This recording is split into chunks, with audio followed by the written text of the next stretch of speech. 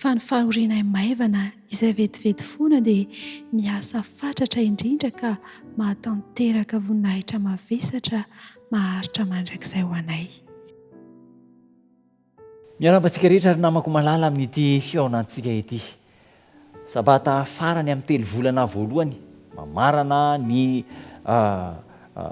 taridalana rehetra ny anarantsika nandritra ity 3 volana ity mahakasika an'ilay fiain'ilay Andriamanitra ray.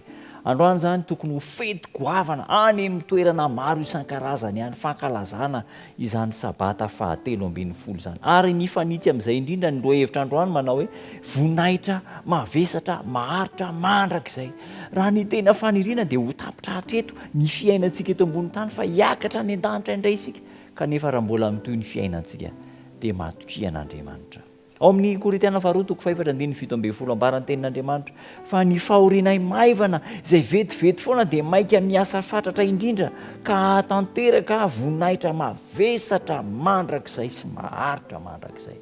Ny fahorianay maivana dia vetivety foana ary reny fahoriana ireny dia hanomananay ny fiainana mandrakizay izay haharitra mandrakizay ho fifaliana ho anay. Nitodika tany amin'ny lanitra ny masontsika.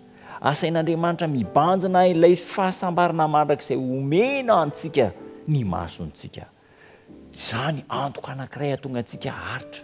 Tsy dia mifantoka loatra amin'ny fahoriana sy ny olana izay mitranga fa mijery ilay tanjona, mibanjina ilay fitodiana farany dia ilay fahasambarana mandrakizay omena Andriamanitra antsika. Voninahitra mavesatra lavitra noho ny fahoriana izay aretantsika eto no omen'Andriamanitra antsika ary namana malala. Famonjena mandrakizay. Misy anjely miteny manao hoe ireo vitsy anisa izay tena tian'Andriamanitra sy mitandrina ny didiny ary mahatoky hatramin'ny farany no hahazo izany voninahitra goavana izany. Eo amin'ny fanatrehan'i Jesosy Kristy miara-mihira amin'ireo anjely masina. Ireo rehetra izay nahatoky tena mila fahatokiana hatramin'ny kely indrindra ny fiarana amin'Andriamanitra. Tandremo ny manome vahana ny fihetseham-po sy ny filana amin'ny maha-olombelona fa fitaka goavana ampiasain'ny Satana izany. Ka i Satana koa nefa mahafantatra ny fomba ahafahana manohana n'ireny fitaka izay andresen'ny lahatra antsika ireny kanefa tsy araka ny sitrapon'Andriamanitra. Tandremo ny mitoky amin'ny fahaizany tena manokana sy ny faharesen-dahatra ny tena manokana. Tsy maintsy manana anjara amin'ny fahorian'i Jesosy Kristy isika. Raha tiantsika ny hanana anjara amin'ny voninahitra izay iarahana manana amintsika. Andeha ary ny sitrapon'i Kristy no tanterahina. Indraindray rehefa misy zavatra tiantsika dia fikirina mafy ary tena fahoriana mihitsy no miala amin'ireny toe-javatra ireny. Indraindray za tsy miala satria tiana ankamamiana ilay izy. Tsy maintsy mandahan-tena isika eo an-dalana makany amin'ilay mandrakizay. Tsy maintsy matonony amin'ny tena isan'andro isika ary aoka Jesosy Kristy irery ihany no avelantsika iseho eo amin'ny fiainantsika. Aoka ataontsika eo anoloantsika mandrakariva ny voninahitr'Andriamanitra. Izao fomba fiainako izao ve maneho ny voninahitr'Andriamanitra? Ny fomba fiteniko ve maneho ny voninahitr'Andriamanitra? Ny fomba fisehoko ve maneho ny voninahitr'Andriamanitra? Rehefa tsy maneho ny voninahitr'Andriamanitra, ajanony.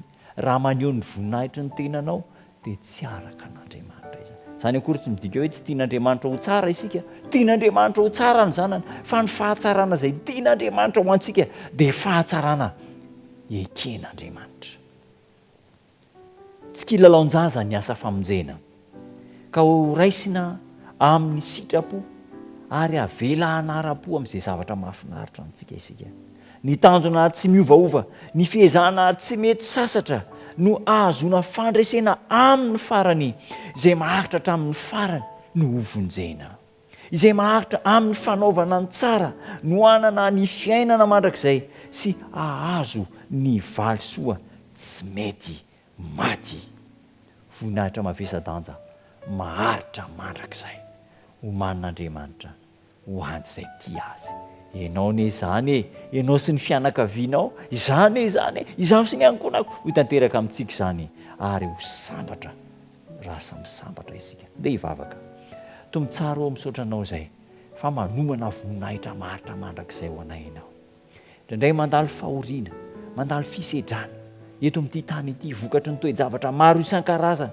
Ny ampio izay Andriamanitra mba hiala amin'ireo toetra izay tsy araka ny sitraponao, tsy mana-masina anay, fa hitafy kosa ny fahamarinanao ka hanondrotra hanome voninahitra anay zany. Da io ny tsirairay avy aminay mankasitraka anao no ny fotoana izay niarahana nandritra ny telo volana ny anarana ny fiahinao anay, ampitoerina ho lesona sarobidy aty am-ponay ny afatra rehetra nampitaina, ary anao sabata sambatra androany amin'ny anaranao Jesosy.